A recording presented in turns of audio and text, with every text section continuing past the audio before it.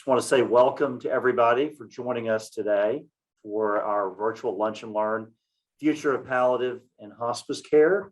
I am not Olivia Rogers. Our Chief Nursing Officer was having some technical issues with her computer. You know, we all love technology, but when it doesn't work, it sure can throw a wrench into things. But so I'm pitch hitting for her today. And my name is Chris Culak, Vice President, Chief of Strategy and Development here at VNA. And I want to welcome our panelists, Dr. Mark Casanova, Dr. Kelley Newcomer, Sarah Miles, and Claudia Shook. And so I'd like for each of those folks on our panel to just go through real briefly and give a brief introduction before we start our questions. I'll go in order. Dr. Casanova, we'll start with you. Hi, I'm Mark Casanova. I'm a supportive and palliative care physician, also have a background in internal medicine and clinical ethics, and I'm the Chief of Clinical Ethics and Palliative Care at Baylor University Medical Center. Great. Dr. Newcomer. My name's Kelley Newcomer. I'm a hospice and palliative medicine physician, and I spend half my time working over at Parkland at UT Southwestern in the palliative medicine clinic there, and the other half of my time being the medical director at VNA. Sarah. Good morning. I'm Sarah Miles. I'm a nurse, and I'm also the Director of Quality and Palliative Care at the Visiting Nurse Association. Right. Claudia. There, I'm Claudia Shook. I'm the Hospice and Palliative Care social worker here at Baylor University Medical Center. And I have a background with actually the VNA for about 20 years or so as a hospice social worker as well. Well, thank you all again for joining us. So let's jump right in with some questions. The first question is for Dr. Casanova and Dr. Newcomer. You guys can trade off on who wants to tackle this one first. So what do you see as the future of serious illness care, and what options are available for patients facing serious illness care? Well, I'll take the first stab, and then Dr. Newcomer will fill in the gaps that I'm sure I'm going to leave. I think the way to answer that question is what we hope to see with serious illness care, and what's unknown is what will come to pass. You know, the part of the evolution of supportive and palliative care is related to the arbitrary financial and sort of governmental constraints, for lack of better terms, of what hospice can provide. And to also extend the emphasis on the alleviation of suffering and promotion of quality of life and functional status throughout the course of serious illness. So I think, you know, the two fields, while certainly tethered together in philosophy, do have slightly different roles. And I think realistically, what I think we will see is a growth of supportive and palliative care, as well as hybrid models, bridge programs. I think we will also hope to see some improvement in the coverage of hospice benefits. But you know, that's going to involve asking Centers for Medicare and Medicaid to open up their purse. And that's where it gets, I think, difficult. It's much easier for us in palliative care to expand our scope of services. So I think if we just look back at our history, we've come a remarkable way in just the last 15, 20 years, and certainly a lot of growth. And I suspect the same growth that my friends over at Parkland and UT Southwestern have seen in just the last 5 years. I'll punt it to Dr. Newcomer. Sure, I completely agree. But also I would say that, you know, we're at a time in medicine when we have a lot of innovative treatments, and decision-making is harder than ever for patients. And so I think the need for hospice and palliative medicine is going to keep growing, because not only do we need to manage the symptomatology of all these diseases that people are surviving and living longer, but we also need to help them navigate the healthcare system and understand what the decisions are and how they can impact their lives. Because we do have so much technology advancing so rapidly, you know, that ability to put those conversations into very plain, simple language so that patients can be armed with information to make the best decisions that they can, that's also our job. And so as patients live longer, they're also sicker. And so when they come to hospice, eventually their needs are incredibly complex. So I agree completely with Dr. Casanova that we have to expand both of these benefits for the health and welfare of our patients. And I think that's going to be happening as we also come up with newer models to kind of help bridge that gap between palliative care and hospice with things like home palliative care. Can you, Dr. Newcomer, can you just remind the audience just sort of the difference between palliative and hospice? And then kind of a second question of that would be, when's a good time to elect palliative care? And are people doing it? Are you seeing, I mean, you guys talked a few minutes ago about, you've seen a huge change the last 15 years, but are we actually seeing patients and their physicians and their caregivers sort of selecting these things at the right time?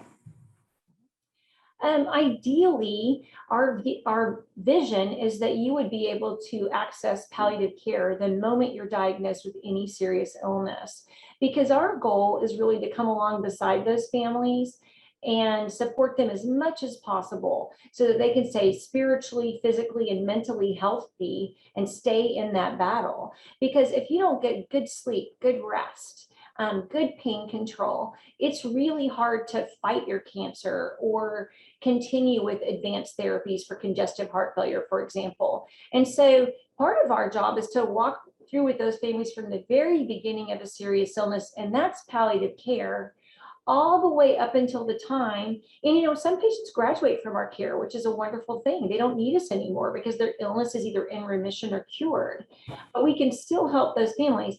And then if a point comes when a patient either reaches the point that they say, I'm really done, I want to go home, I don't want to come back to the hospital, I want to focus on quality of life issues only and not curative treatments, then that's the time, if they have a terminal diagnosis in the next 6 months, as far as we can tell, that we make those referrals to hospice.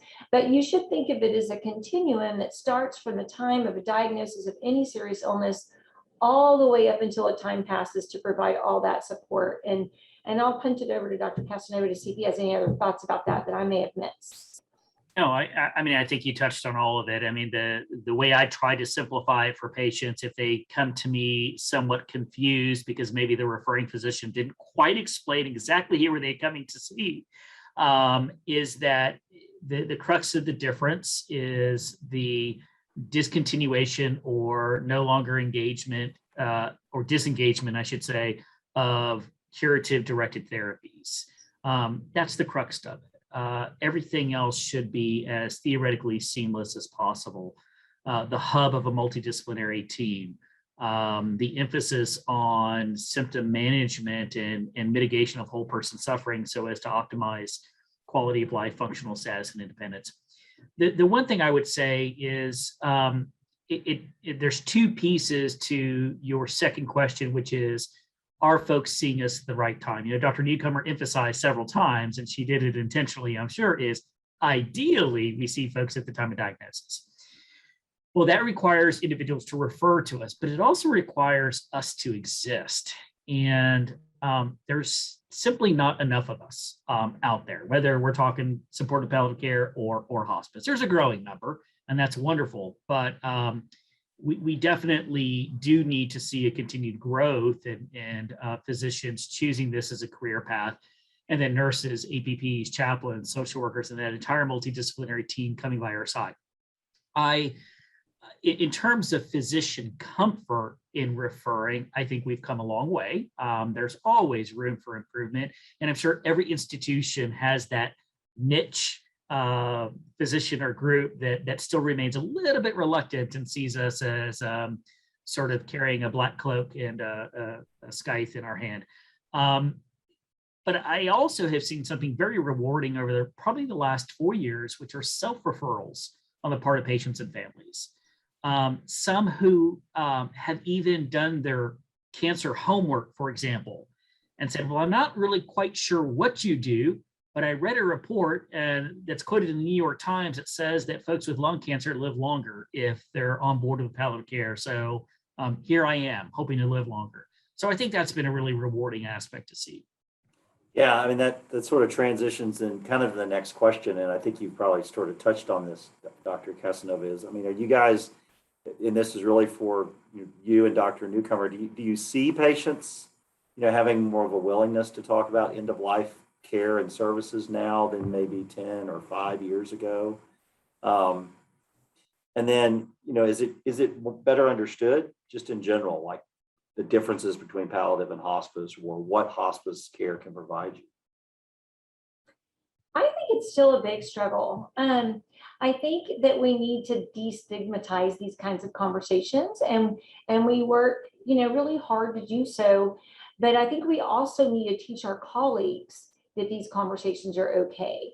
I think we're breaking down some really good barriers with palliative care, but I would like to see more of those barriers broken down with hospice, because one of the most common things I hear from families who are on our hospice is, I wish we'd done this 6 weeks ago, or I wish we'd have done this 2 months ago, because they're so afraid of that word.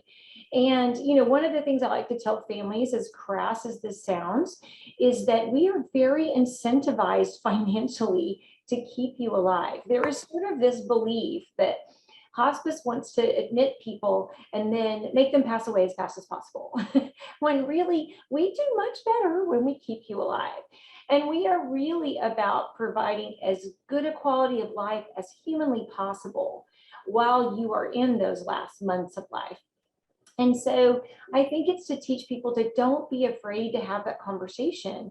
And so the way I usually approach it with families is early and say, someday, I don't know when this is going to be, you are going to be ready for hospice, whether it's in 6 months or 6 years or 20 years, you're going to be ready for this. So let me just tell you a little bit about it so you won't be afraid when somebody brings up that word. That's kind of the way I approach it with families. And then sometimes I try to use examples that are completely divorced from their current situation that don't seem as scary. What if you had a car accident and you no longer could think clearly and someone had to make decisions for you? To try to bring up something that's maybe not related to their cancer, to have those conversations to seem less scary. Yeah, and I think too, a follow-up to that is, you talked a little bit about this. I mean, who needs to be educated? Is it the patients, or is it really more physicians or caregivers? I mean, who do you think is a combination? I guess a combination of all, but I mean, just from y'all's observations, and maybe Dr. Casanova, you could make a comment on that. Oh yeah, it's all of the above, and I think the way that our healthcare system is structured is access to services, even another physician, is dependent on referrals.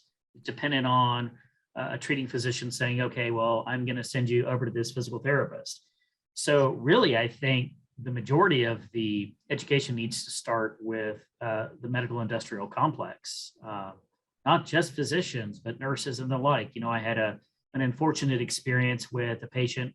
I guess we're probably year 4 together, give or take. And I think he has at least a handful of years ahead of him, young gentleman, rare type of cancer, whose his encounter in the ER was a nurse really kind of quizzing him heavily, sternly, maybe badgering of, why are you giving up? Why aren't you on fighting harder for this? Only because he was seeing a palliative care physician. He's not even on hospice. So we oftentimes focus on our patients and families and their understanding in sort of that community-based comfort and embracement, but we've got a lot of work to do within the healthcare community itself. I think we've come a long way. I think we've come a little bit further, is my gut feeling, with palliative care than we necessarily have with hospice. But we only get there by sharing those examples, sharing those stories, those 10-year journeys with palliative care patients, the 1 year, 18-month journeys with some of our hospice patients, to say, listen, this doesn't equate to a death sentence or an abbreviation of life in a meaningful way. Yeah, work to do, but I think we're getting there. It's just slow. Dr. Newcomer, any additional thoughts on that? No, I completely agree. I think it's interesting. I was recently in a clinic where I was shadowing another provider and to try to learn how their flow worked. And the nurse practitioner introduced me as a hospice and palliative medicine doctor. And the patient just stopped right there and said, could you just talk to me about death? Because I've asked my doctors before what might happen, and they all poo-poo me and say, oh, you don't need to worry about that. And she's like, but I really want to know. I want to know what's coming. I want to know what I might need to do and how I might need to prepare. And so I think it's a conversation that makes people really uncomfortable, including those in the healthcare community. And I think I totally agree with Dr. Casanova that we have broken down a lot of barriers with palliative care because we're able to really emphasize our impact on quality of life. But I think we need to have those same conversations about hospice, because one of the things that I've really learned from years and years of having that conversation is that most of my patients, by the time we're ever talking about hospice, they know where they are. They know how bad their illness is. And they are not necessarily afraid of dying. They're terrified of the process and of suffering. And when we sit down and I say, what are the things that you really worry about? And they say things like, I'm afraid I won't be able to breathe. And I say, if that should happen, let me tell you what we're going to do to make sure that you're very comfortable. Or they say, I'm really scared I'm going to have pain. And then I say, if that should happen, let me tell you what we're going to do. And we walk through all of those scenarios. They feel so much better because it's not unknown and fearful. And we've kind of considered all the most horrible things that they can think of. And then I say, we have a plan for that and what we're going to do. And if it means even I have to stick a nurse at the bedside, giving you medicines every hour on the hour to make sure that you're comfortable, that's what we're going to do. Then they kind of breathe the sigh of release and they can instead focus on living their best life without worrying about those things. So I think we have to destigmatize that conversation because I think patients really want to have it. And I think sometimes the provider is more uncomfortable than the patient. Sure. Thank you for that. So next question is for Dr. Casanova and Claudia. And I think this is one that we're going to now move to kind of a different part of the discussion. How has, obviously, I think a lot of people are thinking this, and I think healthcare has certainly changed over the last 18 months, right? And it's a little different than it was before. Just really how has the pandemic affected hospice and palliative care? I think is one part of that question. The second piece of it, what are the long-term impacts on that field of health, on that field of medicine related to the pandemic? Well, I think COVID-19 is safe to say has turned everything on its head, but probably no field more than medicine. I have a lot of thoughts on it and they'll be rambling, so forgive me.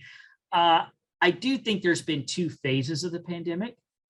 And if you had asked me in the conversations I've had with Claudia in the early months, maybe the first half of the pandemic, one of the things that I sensed and felt was as a result of the acceleration of the need to have end-of-life conversations in situations we weren't anticipating because the person was otherwise healthy up to that point, or maybe they were chronically ill, but now in a really bad spot. I was thinking to myself, there may be some potential societal positives that come out of what still I think is a mind-boggling amount of death in a concentrated time frame. 700,000-ish additional lives on top of whom would have been lost. Even if you shave off 100,000 of those and say, well, make it 100,000 nursing home patients that we lost. Okay, fine. 600,000 additional lives that were lost in a fairly concentrated time frame. And there's a part of me, not from I don't want to say optimistic because that gives a positive slant to it, but from a perspective of saying, maybe this sadness and this grief and this intensity of loss will help us as a society understand that we're mortal beings and that we need to do things when we're healthy. When we're in that internist office, that family medicine doctor, and we're only 25 and we believe we're invincible, or hell, even 55, we probably need to make some plans, some what if plans. If you ask me what my thoughts are in the second half, I think it's shifted, and maybe not entirely. I think there's still that appreciation, but I think as things got more and more contentious and as more and more global fatigue set in, I fear now we're sort of, the pendulum has swung back to that sense that death is optional, and that choosing a chronic illness or serious illness is optional because all I need is ivermectin or some horse paste. And that's where I'm nervous, quite frankly. And in some of in a hospital setting, I think a little bit different from hospice, though. I think it's naive to say, well, everything is wrapped up by the time the person gets to hospice, right? No, that's not true. You still have hot messes that you're trying to put fires out and help families and patients cope. But generally speaking, ideally, the heat of the mess has lessened to some degree. And things are on fire right now in hospitals. Our total numbers are better, but just the intensity surrounding some of these cases, even separate from COVID, I'm seeing a lot of just that fervor bleed over. So that then affects, you asked, how is this globally affecting us? What can we look forward to? We've seen, maybe not a mass exodus, but a sizable exodus of healthcare professionals, particularly nursing colleagues. It is my hope that some will fall back into the fold, and maybe they'll fall back into the fold in different settings. Maybe they've gone from being a bedside ICU nurse. Maybe they're going to come back as a palliative care nurse or a hospice nurse. Who knows? But I think we really actually, not to be a downer, but have a rough road ahead of us in the next 5-ish years or so. So, and I think, again, it goes back to what Dr. Newcomer has said, and I'll welcome Claudia's thoughts as well. We do have the opportunity to leverage this, but it's going to be very dependent on how we leverage it. And unfortunately, we're being forced to leverage it in the setting of an enhanced politicized atmosphere. And that just adds really an unnecessary layer of complexity to something that is already a challenge, which is one's own mortality.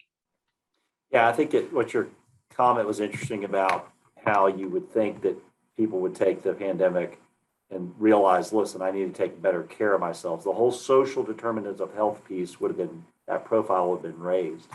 But it seems like what you're saying is that maybe now it's sort of like, it's just what it is, sort of. So Claudia, from that sort of perspective, and Dr. Casanova, you even mentioned it, the sort of mass exodus of people, not mass exodus, but a lot of people. I mean, we see that here at VNA in trying to hire folks, and I'm sure everybody in healthcare has the same issue, but I mean, so how is that staffing problem going to be fixed, or what are your thoughts on the staffing side of things and how that'll have a lasting impact on healthcare from just whether it's a hospital or a doctor's office or palliative care and hospice?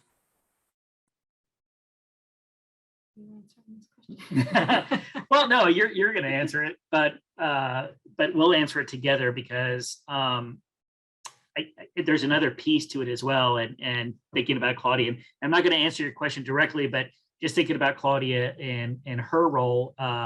So she's one of our lead in what's the acronym, the crisis diffusion counseling session. CIS, yeah. What does it stand for? CISM, Critical Incident Stress Management. Okay. Building off her leadership with that at our institution and just thinking of it, and I'm sure Dr. Newcomer and her colleagues have experienced this as well. And I failed to include this as part of my last answer. We're focused on our patients and their families, but I think what the pandemic showed and has been a bright spot for palliative care in particular, not discounting hospice, but just considering who we're serving and what roles we're serving, has been our ability to buttress and help our colleagues. Yes, we've had an exodus. Yes, we have folks that are leaving the field, but with our ability to walk by their side and kind of sidebar, in essence, counsel them. And that's been one of those, at AHPM, one of those sort of internal explorations. I don't want to call it a debate, but, what is the full scope and role of palliative care? And should we not, are we not aids and guides to our physician colleagues as well, our bedside nurses, our chaplains? What role do we serve in that? And I think that has been it's been a lot of weight to carry, but I think that's been a positive, and I think that's also showed the full scope and capacity of palliative care and hospice as well. Right. So Sarah, you've been kind of quiet, which is not a real, you're not, that's not your trait. So I've got a question for you. Okay. So just specifically around palliative care, again, maybe give everybody just a quick sentence about what the difference between palliative and hospice is again, but really, so what do you think the future of palliative care is, just from your perspective as being Okay. the person here at VNA that manages that? So the word palliative care is a little bit confusing because there's kind of capital P palliative care, which is like what Dr. Casanova and Dr. Newcomer and what we do here at the VNA, where it's a structured program. There's definite goals that we're trying to keep. Lowercase palliative care really means relief of pain and suffering. Okay. Hospice also does palliative care. So when we're talking about palliative care, we have to determine, are we talking about some kind of structured program, or are we just trying to talk about basic care of the patient and keeping them comfortable? So that's why it's sometimes confusing, because people think they've signed up for palliative care and they've actually been signed up for hospice because they weren't sure what they were signing up for. So that's just something to be aware of out there, that it's, when you say hospice, everybody knows exactly what that is because Medicare has told us this is what hospice is. There's a book this big of rules of what hospice is. That's not there yet for palliative care, which leads us into the Medicare Care Choices model, which was a model implemented by the Centers for Medicare Services back in 2016. We were a part of that model where we basically, Medicare was trying to define, let's make palliative care in the community with a capital P. These are the book of rules. These are the things you need to provide if you provide community-based palliative care. So from 2018, the program started in 2016. Our division came in, our cohort came in on the 2018 cycle. And so we've been doing this for 4 years now. And what we've found is that it actually works. We are able to alleviate suffering, help people navigate the healthcare system. We are able to keep people out of the hospital. And overall, for the whole program, it saved something like $25 million for just a very small patient population that was in part of the program. So we know it works. The data is good. Because of that model, VNA created our separate palliative care program for those people who, for some reason, couldn't get into the model. There was a lot of check boxes that you had to meet to get into the study. And some people, they missed one checkbox, so they couldn't be in the study, but boy, they were so appropriate and so needed our help. So we developed our concurrent program, which is basically based on the model, but just not funded by CMS. So we're very encouraged when I listen to all of the big community, or those organizations like NHPCO, the hospice organizations. They talk about the Medicare model that we just participated in, its success, and we get the feeling that something good is going to come out of it. Now, will it be next week? Probably not. The government doesn't move that quickly, but we do feel that with all of these programs that are happening, they're also doing studies with serious illness diseases and all over the different parts of the country. And so we're hoping that soon, in the next couple of years, we will get some kind of formalized, home-based or community-based palliative care type program from Medicare, because it does improve outcomes. It does reduce hospitalizations, which overall saves Medicare money, and Medicare is always very interested in doing that.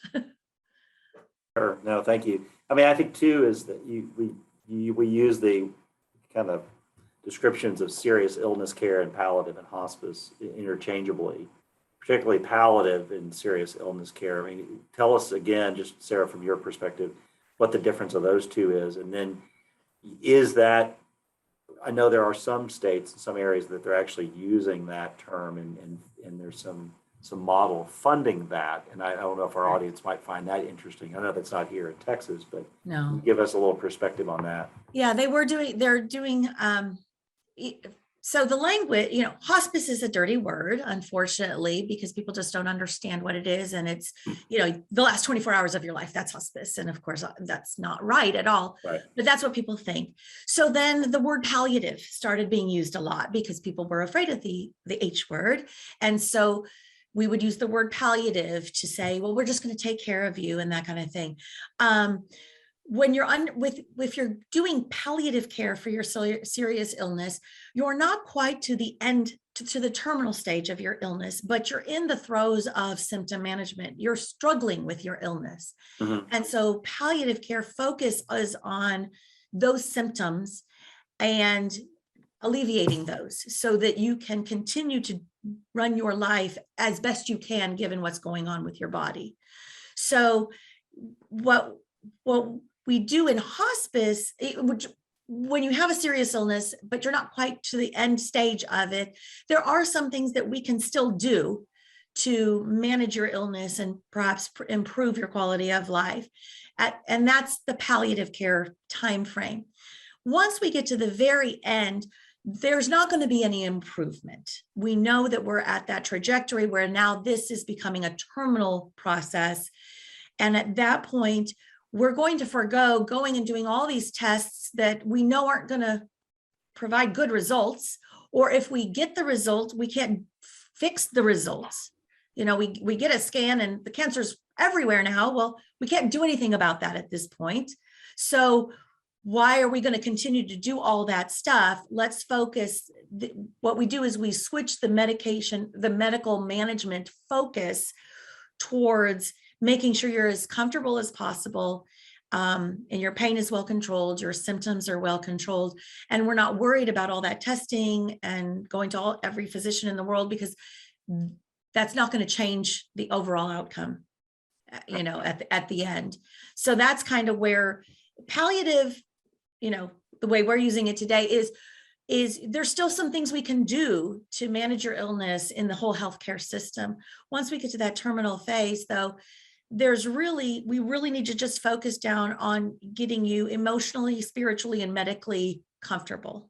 And I think part of what's really important of this whole process and palliative care into hospice is, and I think Dr. Casanova and Dr. Newcomer touched on it, is it's not just the medical part, though. There's a huge emotional component and a spiritual component in figuring out how you're going to live this new way, with a serious illness, or when you're getting ready to pass, there's a lot of emotional conflict. Are you ready? I mean, are there things you need to do inside and out to be ready for this? And that's really a very important part of what we do in palliative and hospice care, because it's not just medicine, it's the whole person. It's very holistic, and it's also family based. It's not just you go to the doctor, the family kind of goes to the doctor, or the doctor comes to the family, and we treat the whole family because everybody's impacting that patient. If the family is completely burned out, then the patient is not going to get the care that they need. So we have to work with the family to help them cope and get the resources they need so that we can take care of the family and the patient. That's great. Yeah. There's one question in the chat, and we'll try to answer as many of these as we can. I've got a few more questions for everybody, but one in particular is, and I think it kind of goes back to some of the beginning conversations, and it sort of dovetails off of what Sarah just said, is that, what would all of you can answer this, or have a comment about it. What would you say to someone that, maybe it's a family member or a friend of someone that's going through end of life care, or not at end of life care, but they want to seek hospice, but yet the doctors aren't really talking to them about it and aren't necessarily wanting them to move in that direction, but the actual patient and the family really do? Like, how does someone, as a patient advocate, or even the patient themselves, sort of bring that forward to the physician? Dr. Newcomer, you want to take that? Sure. one? I think Dr. Casanova made a good point about people self-referring, about people reading about services and saying, yeah, I think that's what I need. And so, we're always happy to come out and talk with somebody and tell them. And, there are times that I go see patients that I say, help me understand why you felt like hospice was right for you right now. And then my follow-up question is, I really don't think hospice is right for you right now, either because your illness has a lot of time left, or because there are a lot of good treatments with very little impact on your health that you could undergo. Like, for example, once I got referred a patient who had, very mild multiple myeloma, and what I figured out was he was very concerned about the financial repercussions of being uninsured with his illness. And I said, hospice is not right for you. What we need is our social worker to help you get into a good healthcare system where you can get the care that you need and not be worried about all these financial implications of what's going on. So sometimes people call us when it's really not appropriate for them, and we'll be the first ones to sit down and say, hey, we appreciate you reaching out.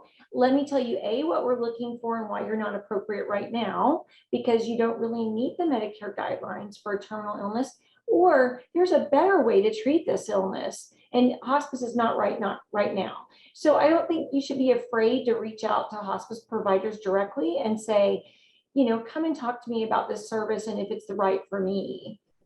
And I do think most doctors, once you start asking them, will really be happy to educate you on it or refer you to someone who can. There are occasionally those providers who may be really set in their mind that hospice is only for the last few days of life and don't really have kind of an enlightened view of that. And we are always happy to work with them as well and try to help. Sure.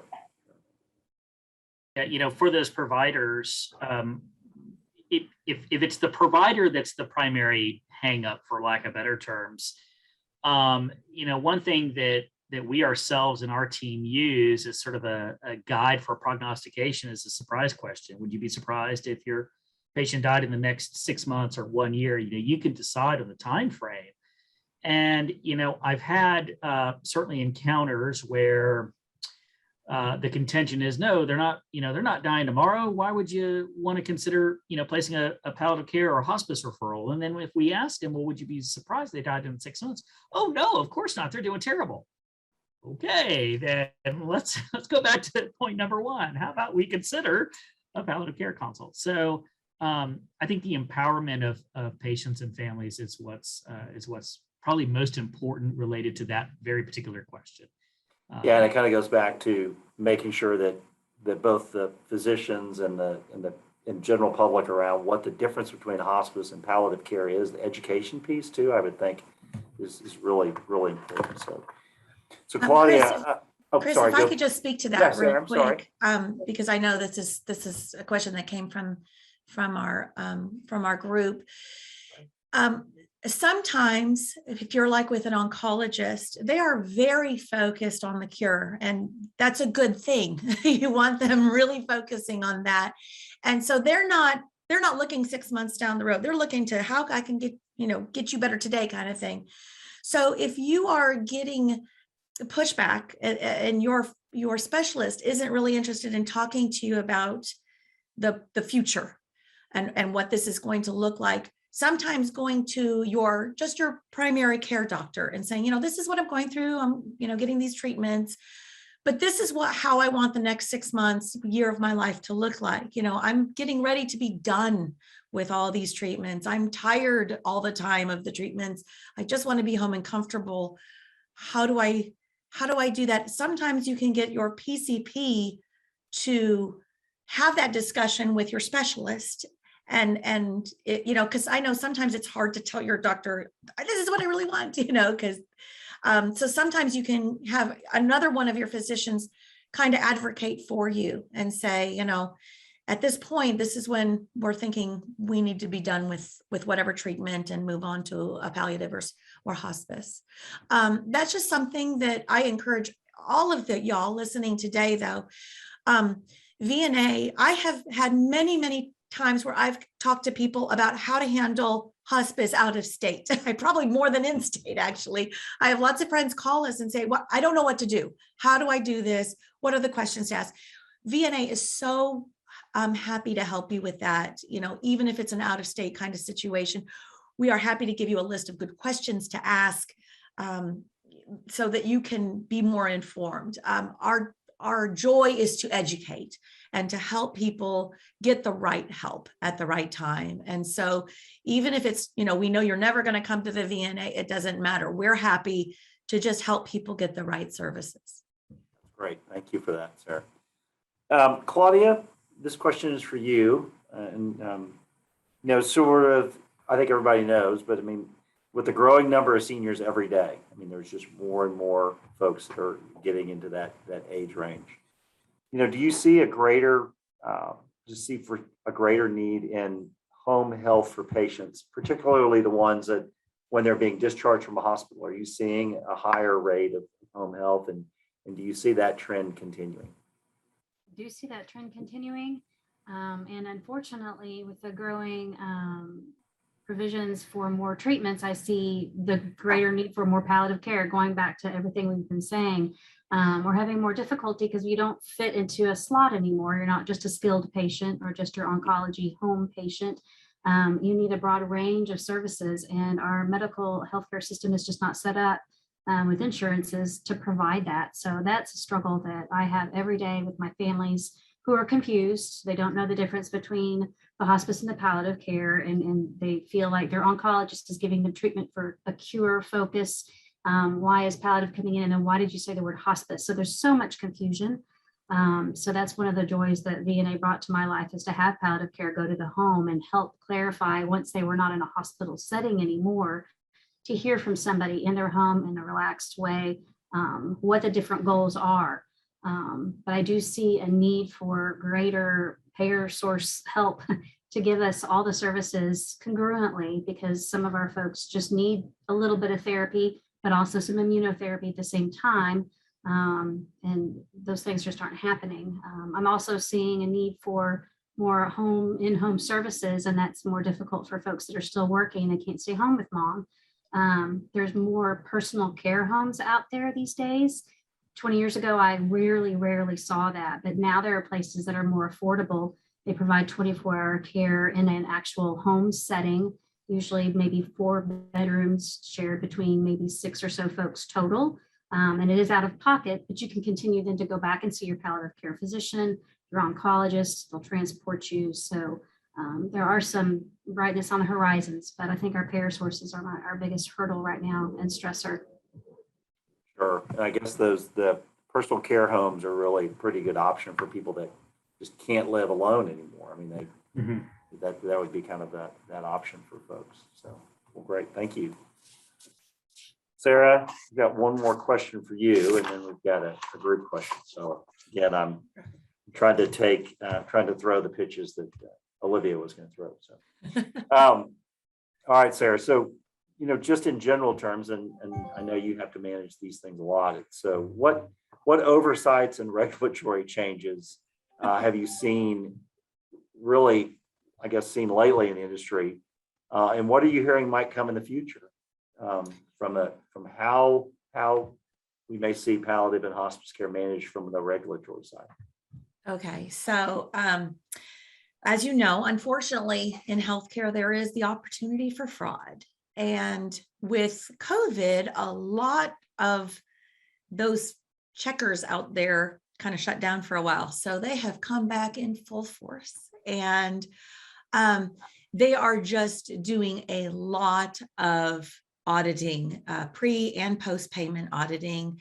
They're doing targeted probes and educations, where basically they come in and they're looking at records, and if they find issues, they're going to pull back payment. So we're seeing a lot of scrutiny, and I hate to say the word nitpicking, but sometimes it feels that way, where they're looking for any reason, to not pay the bill. And so it's becoming a little tougher, because there is a lot more administrativeness that has to go on behind the scenes to make sure every single dot, I is dotted and T is crossed, so that when they come through, they pay appropriately. So that's just something that, every agency, not just the VNA, but every agency is aware of, that's happening. There's also especially at least in Texas, that it doesn't take much to open up your own hospice. It's not limited. like home care, there's only so many number of licenses. And if once those all licenses are given out, you can't apply for a new home care license. It's not that way for hospice. So I literally could, hey, got a shingle, hire a chaplain or a social worker and say, I'm a hospice. And that can provide a lot of problems if you're not well equipped to handle the care that you need to be providing. So there's a lot of scrutiny in that, where they're just making sure that the right kind of care is being given. It's something that, we know is happening. We're ready for it. We know we knew it was coming even before COVID. So I just know that there's a lot of, CMS doesn't have a lot of extra money. And so they are needing to be very, very careful to make sure that there's no fraud going on. There's also talk about Medicare Advantage. When you're on Medicare right now, Medicare Advantage right now, like when you go on to hospice, it goes back to Medicare, plain Medicare, original, Medicare. They're talking about maybe the Medicare Advantage plans having their own hospice benefit versus everybody turning over to old Medicare. So there's just some changes that are going on that we're watching, and we will adapt, obviously, to provide the best care under whatever program needs to happen. But yeah, there's a lot of scrutiny out there. You'll see in the paper almost every day, there's some agency has been caught, with their hand in the cookie jar. And, we hate that for the industry, because it doesn't reflect, for the most part, what everybody else is doing such a good job at. But it's a good thing that they're looking, because we don't want fraud out there. Sure, of course. Yeah, no, thank you. So we've got about 10 minutes, so we'll get one more question for the group, and we can just kind of go around the squares and get everybody's sort of response. So the question is, what are the biggest challenges you see that could affect serious illness care, end-of-life care going forward in the next, say, 5 or maybe even 10 years? Just maybe each of you have a comment about, what do you think the biggest challenges will be? And Dr. Newcomer, if you want to, or Dr. Casanova, you already have your. Yeah, I wasn't sure what position the squares were in. There you go. Let's just go in order of who was listed. You're first. Right.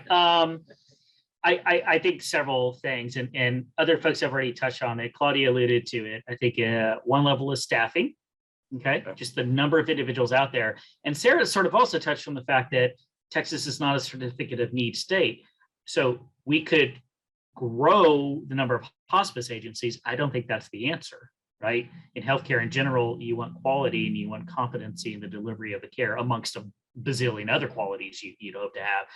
On the palliative care front, you're relegated to board certification of physicians who are members of teams. Now, you can expand the scope of the team with hiring APPs and the like, but you still need that physician oversight collaboration. So we're a little bit bottlenecked in that sense in our ability to expand. I think the positive is there's going to be more patients that are coming our way, and we want that. We claim we want that, but how do we then manage that volume? I think it's going to be a challenge for all of healthcare, but particularly for hospice and palliative medicine. Again, as Claudia alluded to, it's a paradigm shift in the way that we look at expenditure of healthcare costs, right? If you're a CFO, I don't blame a CFO for kind of looking at me crossways if I say, trust me, I'm going to save you money. Well, what revenue are you going to bring me, Dr. Casanova? Well, really not any at all. But I promise you, I'm going to save you money. Count on it. Right. That's a huge leap of faith, right? But that's really where healthcare is going in general, whether you're a palliativist or a family medicine doc to an extent. And then the last is the actual complexity of our patients. And this is a good and bad thing. Making the decision to say this advanced lung cancer patient is appropriate for hospice was a lot easier for me 5 years ago, pre-biologics. Now I call Sarah and we enroll in the VNA, and 2 days later, the oncologist calls me and says, guess what, Mark, the person has a certain anomaly in their genetic stains, and we actually have this wonderful treatment option for them. Well, crap, now what do we do, right? But the problem is it's going to take 3 months for it to kick in. And it was Claudia was alluding to, well, now what? They just signed up for hospice, so now it's no longer appropriate for them. Do we get them in home healthcare? So I think there's going to be some challenges, but they're not all negative. I think there's going to be continued growth. I think there's going to be continued evolution and complexity. The real crux of the matter is how do we as a society wrap our head around the necessity of it and how we pay for it. Dr. Newcomer, any other comments or additional thoughts? I think one thing that I've seen happen, and I think it was very accelerated by the pandemic, and Dr. Casanova alluded to this, but one of the things that really worries me going forward is lack of trust in the healthcare community. I think 25 years ago, if this pandemic had happened and you had come up with a vaccine, there would have been very wide acceptance of that vaccine. And, you know, it used to be that physicians were one of the most respected professions, and that has eroded. And, you know, I think one of the things we have to do is really engage in compassionate listening with our patients when they do disagree, and help them to understand, and help to provide them with good information when they've received misinformation. But that does really worry me moving forward, in the sense that there is just not a trust. You know, when I'm talking to a cancer patient who is on immunosuppressive therapies, that if they get COVID, they are incredibly likely to die. And they say, I'm afraid of this vaccine. You know, it's like being afraid of drowning in a sink of water. I mean, there's no logical sense to it whatsoever, but I have a very difficult time talking them out of that because of misinformation that they're receiving, and because of lack of trust in their healthcare providers. And, you know, it's a big challenge that I'm not sure how we conquer that. But that does worry me about the future, and how we're going to deal with that, and how we're going to improve our reputation as healthcare providers with our patients. And so that really concerns me. And then I think also the second thing that worries me about our healthcare system is becoming very fragmented, in the sense that you have all of these specialists, and we have a lack of palliative care physicians and primary care physicians that are really looking at the big picture.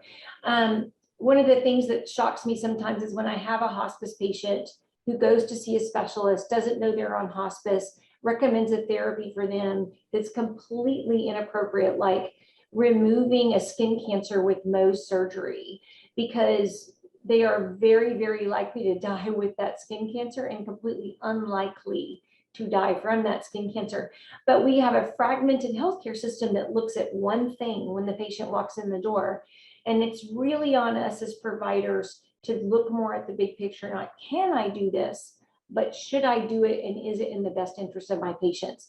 And those are not questions that we've typically had to ask before the last 20 years, because they weren't even options. It wasn't an option to offer a treatment like that.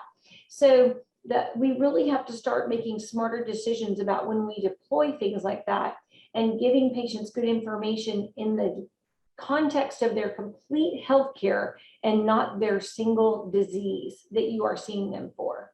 So those are the two things that I worry about, that I think we're going to have to really respond differently, and train young doctors and old doctors alike differently to think about.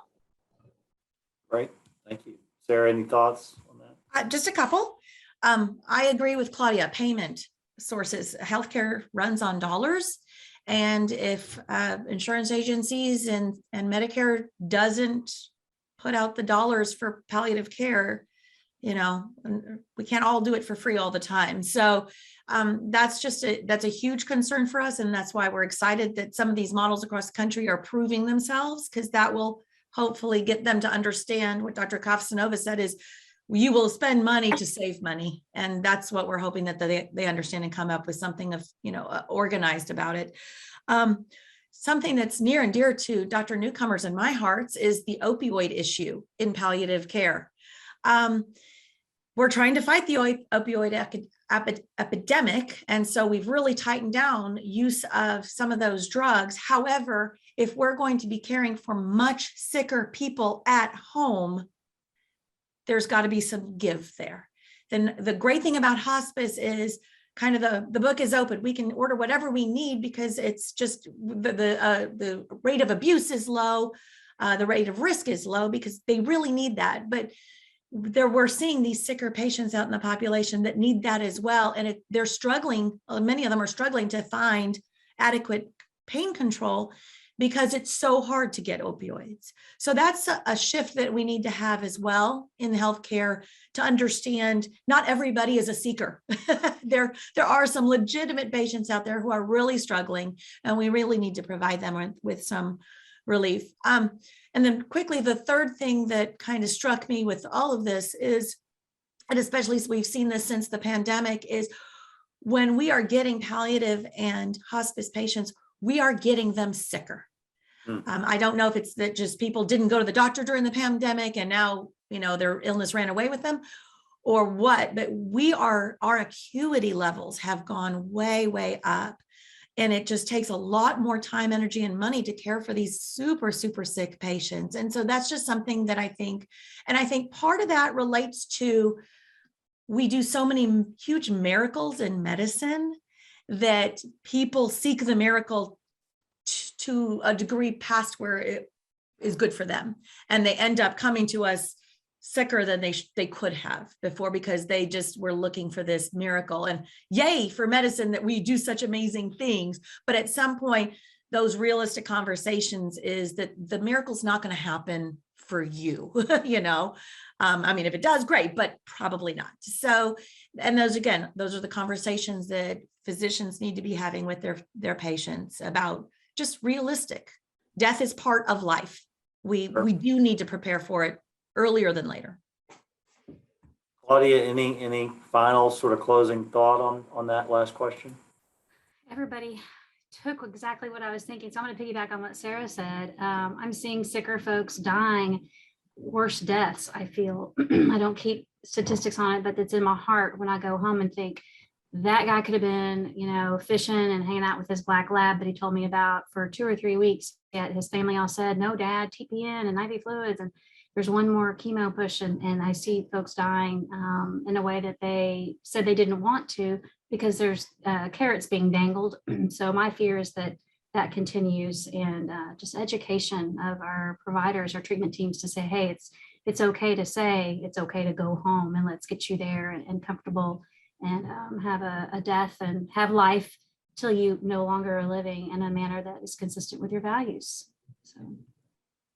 Well, thank you for that. Thank you all for participating today. And thanks to all of our listeners and participants. We really do appreciate you joining us. Thank you, Dr. Casanova and Claudia and Dr. Newcomer and Sarah and Jennifer, who's behind the scenes here, is popping up. So, but just thanks again to everybody that joined us. Certainly, if you have more questions for us, you can always visit our website and get some additional information there. But just wanted to say one more parting thank you, and I really enjoyed the discussion. Have a great rest of your day. Thanks.